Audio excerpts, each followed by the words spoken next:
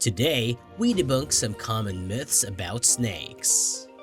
Myth 1. Only poisonous snakes have teeth. This is not true.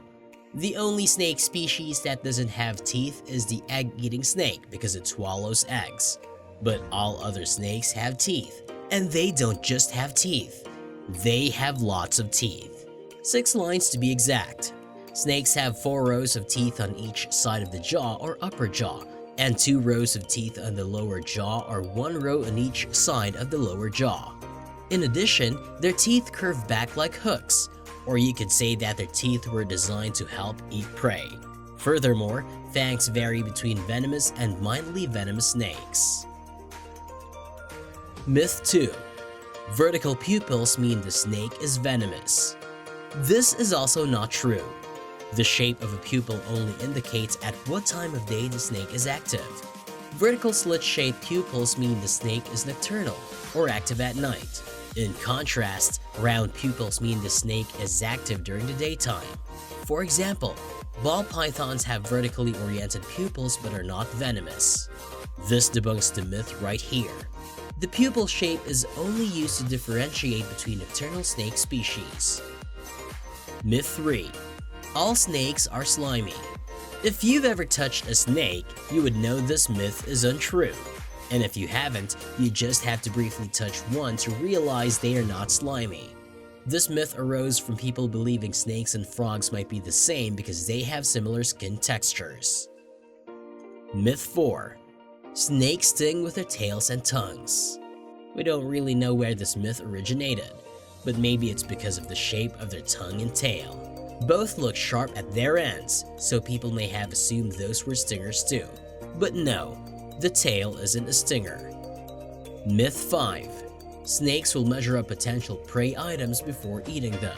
Now, most of us have heard a story out there explaining how a woman once owned a large python that stopped eating when she started allowing it to sleep in the bed next to her. She noticed that it started lining itself up lengthwise against her body. So she talked to her vet, and the vet said that it was sizing her up to eat her. And it wasn't eating because it was waiting until it had enough room to fit the woman. This story is not true. The reason is that snakes are not very bright animals, so they're not going to go and measure themselves alongside the prey to see if they can handle it. Instead, they are ambush predators and opportunistic feeders. Which means if potential prey walks by them and they notice it, they're just going to eat it right then and there. Myth 6.